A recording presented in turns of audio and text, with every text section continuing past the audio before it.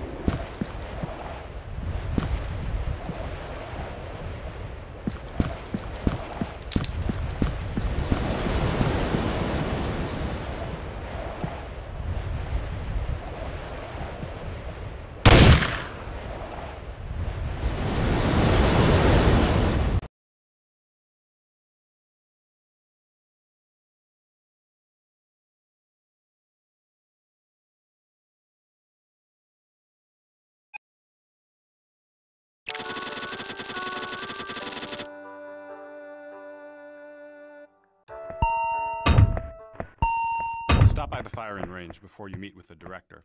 Our lab boys will have a present for you. Would you like an escort? I know the way.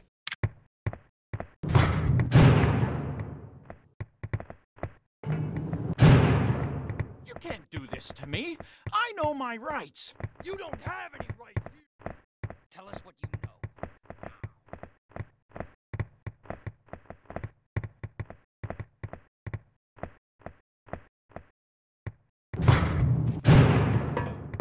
I was told you have something for me. Oh, yes. Come in. The Army has asked us to test out a new weapon for them. The Objective Individual Combat Weapon, or OICW for short. Are you familiar with it? Yes, I've heard of it. But everything I've read suggests it won't be available for several years. Yes, that's the Pentagon's official stance. In reality, though, the Army is much further along in its development than the general public is aware of. I see. Let's try it out, shall we? Of course. The weapon's primary firing apparatus is based on standard .556 ammunition. As with your M4, the OICW has single-shot, burst fire, and full auto firing modes. Try them out on the target in stall number 4.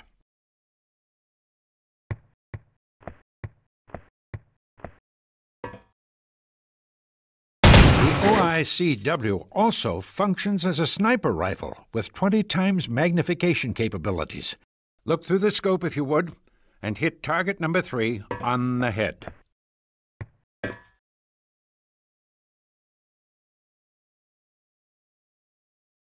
Nice shot. Notice the tactical readout available in the scope view. In the upper right corner is your rangefinder. In the lower right corner is your ammo count for both .556 ammo and grenades. In the lower left corner is a menu, which allows you to choose between weapon, laze, range plus, range minus, and night vision. You can cycle through and select options in the menu using the weapon special 3 and 4 keys, respectively. Night vision is just what it sounds like. Selecting it turns your scope into a pair of night vision goggles. The weapon entry allows you to choose between .556 ammo and grenades. Select laze when aimed at the target in stall number 2. When you select laze, a red dot will appear in your view. Line up the crosshair with the red dot to calculate the correct arc for your grenade launcher. Now, destroy the target with a grenade.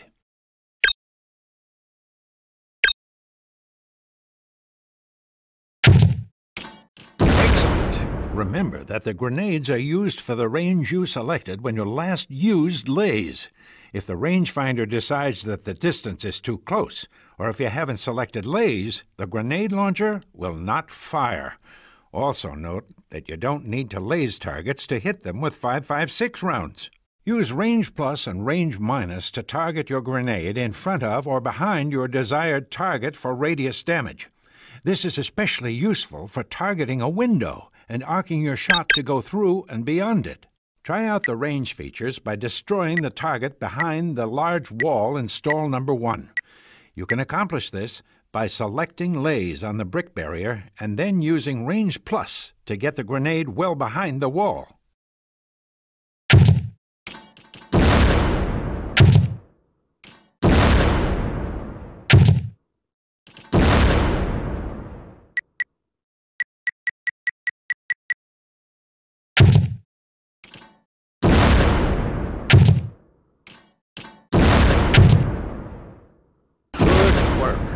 The OICW is also equipped with a threat bracket. When you sight in a target, the weapon assesses the threat and highlights enemies in red brackets to identify them as a danger to you. Civilians and innocents are unmarked by the bracket. Our good friends Randy and Richard here will help demonstrate this feature. Look down to the end of the firing range. Notice how Randy is marked as a threat, since he is carrying a weapon, while Richard is not. This thing has everything but the kitchen sink. Indeed it does. Feel free to practice on the firing range until you get the hang of it. It's a lot to take in all at once. Will do. And be careful with that thing. It's a multi-million-dollar prototype, and the Army wouldn't take too kindly to it falling into the wrong hands. Understood. I'll take good care of her. I'm sure you will. Whenever you're finished here, the director will see you in the secure conference room. Thanks again.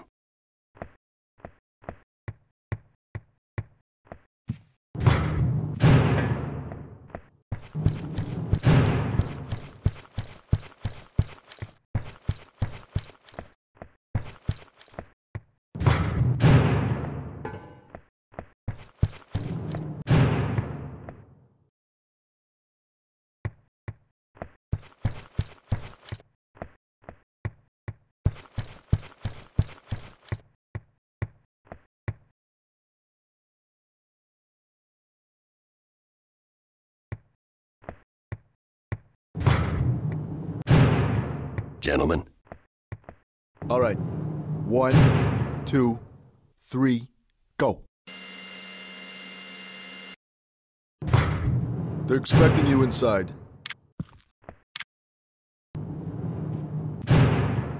Ah, John, come in. Mr. Wilson and I were just discussing the unfortunate incident at the armory. Incident? Is that what you call it? An incident? Taylor's dead and Sam is barely hanging on. I wouldn't worry too much about Miss Taylor, John. Our sources are convinced that Taylor was involved in the armory's destruction. I don't see how that's possible. If she was in on it, why did Prometheus kill her? Who knows? Maybe she had second thoughts about killing Mr. Gladstone. Look, I know Taylor. There's no way she could be responsible. Someone on the inside has been feeding these guys information. Everywhere I've gone, they've been expecting me. We've had our eye on her for some time now, John. We have surveillance photographs of Ms. Taylor making contact with enemy agents. She had a lot of connections to the underworld, which is a big part of the reason we brought her in. It makes perfect sense. Not to me, it doesn't. Watch your mouth, Mullins, or you're gonna find yourself off this assignment. Calm down, both of you. Let's stick to the business at hand. The night the armory was destroyed, Sam Gladstone uploaded all of his research regarding Prometheus and Romulus. He did? Well, I was unaware of that. He did. But the file transfer was interrupted by the explosion. Fortunately, our techs managed to get most of it. And? It seems that Mr. Gladstone uncovered Promethean operations in Kamchatka. He traced Dr. Demetrius Estragor, an old protege of Dr. Ivanovich, to a weapons plant hidden in the mountains there. We believe he's the man responsible for Romulus.